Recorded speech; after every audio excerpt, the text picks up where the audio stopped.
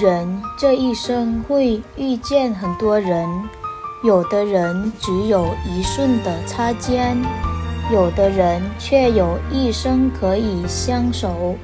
路过了岁月河山，彼此之间的情谊不会随时间而淡化，不会因距离而疏远，而这些深浓厚重的感情，从日常联系中就可窥探一二。有人说，真正的情，清清淡淡，平平整整，安安静静地摆在那里，无需太用力。最好的感情不一定非要在身边，但一定会在心上。最好的关系不一定朝夕相处，但一定藏在日常生活里，稍微用心就能发觉。一个人若是爱你，会主动地联系你，他会将你的微信方式置顶，时刻关注着你的动态，生怕错过你的信息。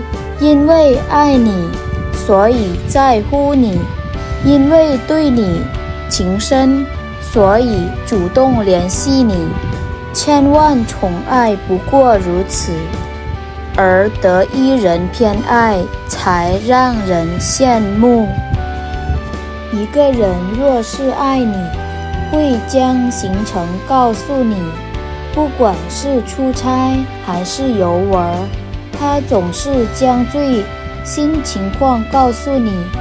在你面前，他愿意变成透明。